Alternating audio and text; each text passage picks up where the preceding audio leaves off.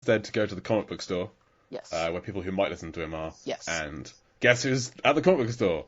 The two characters who haven't left. Stephen Clark, still there. Yes. The next day. He sleeps under that counter, I promise you. Oh, He's got he doesn't even have an air mattress. He's just got like some blankets on the floor where he sleeps in that shop.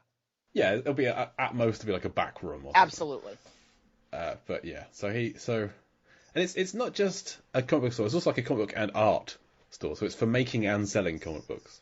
Which, if you say so. Hey, fine. It seems to be. There's a lot of like art supplies dotted around the store. Yes, and he's got some medieval weapons for sale as well. Yes. He has like a closet with a crossbow in it. Yes, and a spear. Amongst other things. Just this guy shouldn't be allowed near children. Oh no. I can absolutely imagine him when the days are slow, taking that spear out in the back and throwing it at things. It's just, no. This is a terrible idea.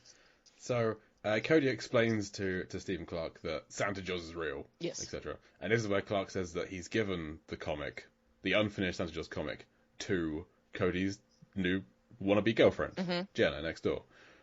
A decision that boggles my mind. We need to get her involved somehow, Jay. Yes, I agree from the aspect of writing a plot, but how that makes any kind of sense for the characters in the film, yes. I'm not going to try and spend any more time piecing it out because there isn't a solution. It's just nope. I mean, get her involved. It's not like unfinished comic book. He wants to make her a regular in his store, so he gives her an unfinished comic book written by one of his other customers. Yes, that's going to keep her coming back. Yep, which doesn't have an ending. Good. Oh, it's so stupid. So then they need to get the comic book because they've deduced this is involved. Santa Claus is real. Mm-hmm. They haven't at this point worked out that the pen is magic. No. But he still has the pen on him, I think. So we go from there to the restaurant. I want to say yes, where they're preparing for this meal that they provide every year. Yes, and you've got Georgia and Uncle Mike go out onto his boat. Mm-hmm. You have a little bit with the physics teacher dad talking about Mobius strips, and the thing that he makes is not a Mobius strip. It's not. It's a different thing. I'm going to trust you on that because physics is not my strong suit, but I absolutely believe that they are wrong. Well, you take one long, thin strip of paper, you twist one end round 180 degrees, and you tape them together. So you can run your finger along the whole thing without taking it off in one go. That's a Mobius strip. Yeah, that's not what that was. He's made some kind of garland ornament spinny thing that looks great. I like it. It's not what he says it is. It doesn't look like a snowflake either. It just looks like some paper with holes in it. That's exactly what it is. Some 3D paper with holes in it. Like, well done, sir. I don't know what you're aiming for. This is it. Fantastic. Congratulations. But Uncle Mike and Georgia are out on his yacht. He says that what's the point in having a boat if it's not the biggest? So again, this guy's going to die. Oh, yes. And Georgia has donned a bikini for her 120,000 followers. Obviously. So Uncle Mike is trying to extract some Christmas lights from the rotor of the boat, whilst Georgia is on her phone on a reindeer-shaped inflatable out on the dock. Yes. Which just gives me anxiety that she's going to drop her phone in the water at any second, which she then does. So that was well-placed anxiety. And that is exactly what the filmmakers hoped you would be tense about. That she might drop that phone. Not that she's going to get chomped by a shark. I'm hoping that for that. The reindeer floaty is going to spring a leak. They want you to worry about the phone. Well, I like that she's taking a selfie of herself, and in the selfie she sees the Santa Claus fin with the hat on in the background. Well, she doesn't see that. Her pores look terrible in this photo. Yes, well, but so she should have seen. But and then we think, oh, she's got this proof, and then she drops the phone, so we haven't even got the proof. Yep. Actually, I quite appreciate this is kind of the opposite of a Santa story, where like you got a kid trying to prove something that is real is actually real to the adults, rather than adults trying to keep this myth of something that isn't real for the kids. This is true. Which you might get in other films. So I like that angle that's never really fully explored. But I am sort of surprised that she didn't dive in after the phone. I kind of thought that was going to be something that happened. I mean, I'd expect her to have several phones. Oh, that's fair too. And Uncle Mike seems to be quite wealthy, so he can afford a new phone quite easily. Yes. He can buy her whatever she needs. Yes. More reindeer inflatables. Mm-hmm. As required. So we see Santa Jaws, but then Mike just disappears, and he's never seen again. Nope. That's it. That's a film wrap for Miles Doliak. He's gone. Cody and Steve go to Jenna's house to get the comic. She left it somewhere. It's a quick 12-minute jog away, which they were not on board with. But I don't know. This 12-minute jog makes me think, okay, so that'll take me about half an hour or so, if a quick walk, and so that's like, what, round the back of the house? Or... Right. Thankfully, they ride their bikes there instead. Poor Steve. And then Steve's like, she really does have a one-track mind. Ah! Cause so clever. I just want him to die. Poor Steve. I like a good pun. That's not a good pun. No. That was a bad pun. It's a bad pun. So this is when they go to the dock, which is where she's left the comic book somewhere, and there's the guy dressed as an elf. We've already mentioned him. He's already been cut off at the knees. Danny Cosmo is one of the stunt guys for the film. He's just sat there eating a gingerbread house, which is Christmassy. Yes. And he's by the water, so his minutes are numbered. And along comes the shark, but the shark doesn't just eat him. Oh no, the shark rams a boat into him. Which is so baffling. Yeah. Just chop the legs off. No, we're going to cut them off. I mean, at least see the shark running away or swimming away with one of the legs in his mouth. Nothing like that. They just float. They sink to the bottom and just perfectly good man meat wasted. Yes. But this doesn't kill the guy. No. He approaches our heroes doing a full Gary Oldman in tiptoes on his knees, trying to walk, and not doing it, and then just falls in the water and is gone. Mm-hmm. We've never seen this character before. We never see this character again. Nope. This was just a fun kill the filmmakers thought of and orchestrated. It seems that way, yes. It seems that way. In looking at this gentleman's filmography, he is also in Ozark Sharks, so you may enjoy him later as well. Excellent. You will have to come back and rank which of his performances is superior. Yeah, we'll rank the Danny Cosmo universe. Maybe he loses. Wait, you said Alligator Alley too, right? Yeah. Oh, you got that too. You got 3 of them. Wonderful. Are these all by Misty Talley? They must be. I think I've got her. Oh, no. She directed Mississippi River Sharks, which I also have, Ozark Sharks, and Shark Island. Okay, so I don't have Shark Island. Those two are not here. Okay. So, oh well. She also did a lot of editing. And I noticed in her CV, for a while she did like shark films. Oh wait, Mississippi River Sharks is here. He's in that and then too. she did Santa Jaws, and after that she worked on Christmas films. Oh my goodness! So this is like the Venn diagram crossover of her two halves of her career. This is Santa Jaws. Is incredible. So, oh, she's got an upcoming project, The Tiger and the Oak. I don't know what that is. There's no sharks involved. She's also editing something called Kindling. Oh.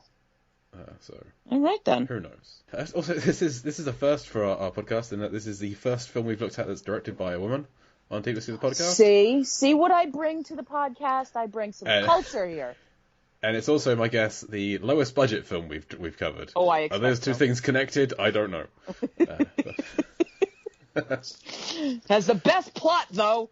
Not even a little bit. Okay. But it definitely has a lower plot than, I don't know, The Abyss. Oh, well. But I had a lot more fun with Santa Jaws than I did with The Abyss. That is fair. So brother Josh and Georgia head off as well, because Georgia's quite concerned. They go to the comic book store. Cody, Steve, and Jenna also return there, whilst Cody and Josh's parents investigate the boat, don't find anything. They keep on saying, like, oh, they're by water so much in this film, and nothing happens to them. Oh, it's really and they a keep on tease. saying like when they eventually believe that there is like a shark attack happening, they keep on saying like, oh, I hope no one's out here by water. Everybody get away from the water whilst they're stood on a dock. Just run away now. Maybe it's a matter. See, I think I'm starting to understand. Because they believe in Santa Jaws, that's when they're really in danger. Because if they don't believe in Santa Jaws, then Santa Jaws isn't real. Is that possible? Well, Papa Joe didn't believe in him, and he I got don't think killed, Papa and Joe had time. the elf didn't know about him. Yeah, that's fair. That's fair. Well, the parents only believe in him. I think it's her, actually. It's a her. Well, it's a her until at one point later in the film where they start using male pronouns, and I got confused. Well, they only believe in Santa Claus after when the dad is reaching for the stocking or the hat that's fallen in the water. This is true. The shark appears and reveals itself to them. Yes. But even then, they think it's down to global warming, not a comic book coming like, which makes more sense logistically. Frankly, yes. But also, it's wearing a Santa hat and Christmas lights has glowing red eyes. I mean, only one eye by then, because it has already lost one at that point. This is true. So it loses that eye because at the comic book store, they gear up on the weapons. Yes. This is when Jenna reads the inscription and they find out it's about the pen. Yes. They then immediately drop the pen. And leave it behind. Oh, and is this when Georgia gets the candy cane? Did she take one then? Because she has one on the dock, and I'm like, where did this come from? I'm not sure when she gets it, but it could have been then. Because later on, when the parents show up, remember he was supposed to have this crazy rockin' party, and there were some candy canes on the counter. So I think her taking one must have ended up in the editing room. Maybe. They needed to cut the time back, so that wasn't so much of a crucial moment that it had to stay in the film.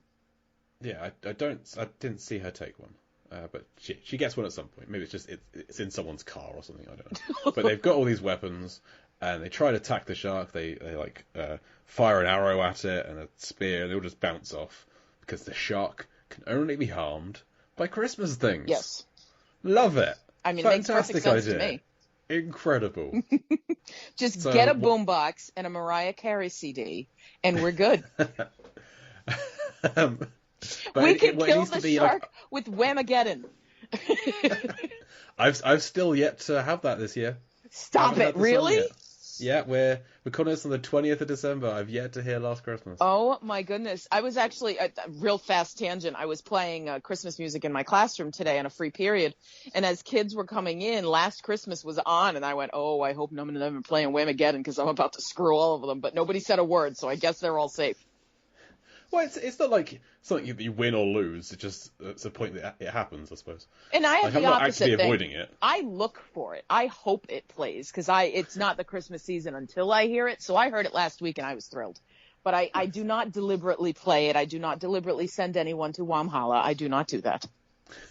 We've been doing some redecorating in our house at the moment, and having music on. And we finished like a playlist my wife had. She's like, put something else on. I went to put on just Christmas music because it's the time of year, and we got like 2 notes into Merry Christmas Everyone. I just got a no from upstairs. So that nope, gotta be safe. Yeah, so Georgia has a candy cane she's sucking on. They haven't got anything Christmas themed, but she gets pulled into the water by Santa Claus's Christmas light whip. Yes, tail light lasso.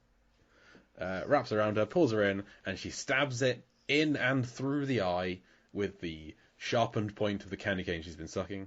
Probably the only realistic thing in the entire film is that when you are sucking on a candy cane, you make it into a shiv. Yes. It becomes this more Christmas films should use this. Genuinely, there's been 6 Home Alone films at this point. I don't think any of them have used the candy cane shiv. And they're all about torturing people trying to attack your house. Oh my! There should be nothing but sharpened candy canes. Yes, there should be a pit in the backyard covered with leaves that you fall into, and it's just a bunch of candy cane points. Maybe they're deemed too deadly. I guess. Like you couldn't believe people would survive them. Maybe that's true. Maybe the children in these Home Alone films are too young to handle such weaponry. Maybe they're just trying to protect their teeth. That could be. Who knows? I think that's like, it. The first film, there's a whole side plot about Kevin getting a toothbrush. He's concerned.